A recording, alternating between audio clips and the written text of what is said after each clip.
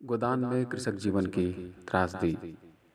सामान्यतः उस रचना को त्रासदी पर आधारित माना जाता है जिसका नायक निरंतर कठोर परिश्रम करने के बावजूद एक सफल एवं खुशहाल जीवन नहीं जी पाता और अंततः उसकी हत्या या मृत्यु हो जाती है। आलोचकों के अनुसार त्रासदी रचना में नायक की मृत्यु अनिवार्य है। हत्या को त्रासदी रचनाओं में अनिवार्य आवश्यकता के रूप में देखा जाता है। गोदान सिद्धांततः या स्वरूपतः त्रासदीय रचना नहीं है, यह एक प्रभावतः त्रासदीय रचना है।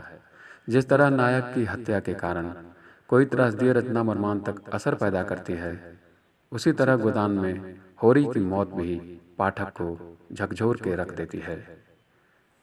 इस रचना में होरी की मौत भी हमारे मर्म को छूती है। इसी कारण गोदान को अलोमहर्षक त्रासदीय रचना मानते हैं। बाहर से देखने पर लगता है कि होरी लू खाकर मरा है, लेकिन गहराई में जाकर छानबीन करने पर लगता है कि होरी की मौत मौत नहीं, हत्या मालूम पड़ती है।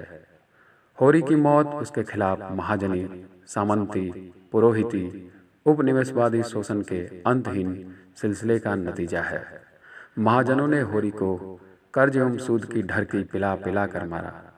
होरी का दुश्मन कोई एक व्यक्ति नहीं है, बल्कि पूरी व्यवस्था जिम्मेवार है। तभी तो होरी किसी से लड़ता नहीं है, लेकिन चारों खाने चित्त गिरता है। गोदान में कई करुण, मर्म स्पर्शी एवं त्रासद स्थितियां चित्रित हैं, जो किसानी जीवन के दुख दर्द को व्यक्त करते हैं। होरी प्रारंभ में ही जब धनिया से कहता है कि जब अपनी गर्दन दूसरों के पांव तले दबी है तो तलवे को सहलाने में ही कुशल है, तब पाठक का मन अचानक करुणा से भर जाता है।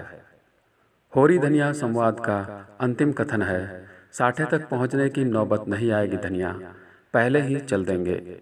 इस प्रकार आरंभिक पृष्ठ पर ही नायक के कारुणिक अंत की सूचना दे दिया गया है।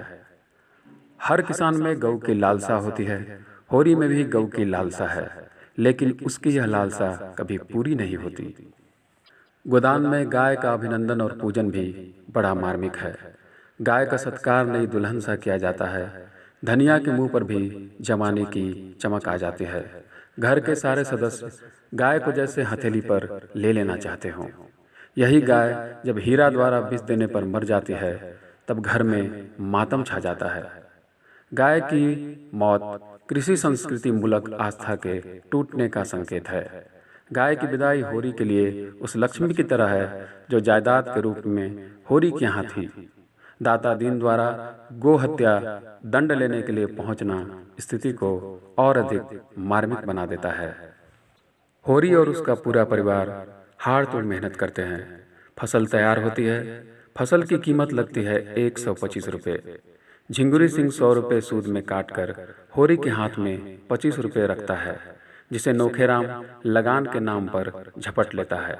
इधर घर में लोगों ने कई आशाएं पाल रखी हैं, लेकिन जब होरी घर लौटकर लूट की कहानी सुनाता है तो घर के लोगों पर वज्रपात सा होता है।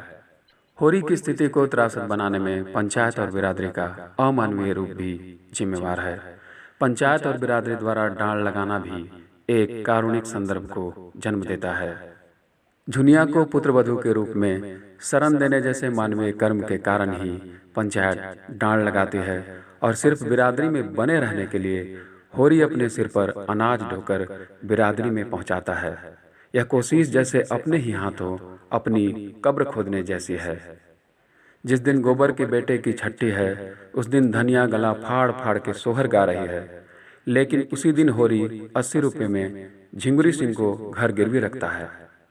जब उपन्यास के अंत में होरी की दुखद विदाई देखते हैं तो पहले ही पृष्ठ पर बनी आशंका के कारण मन और आहत हो जाता है।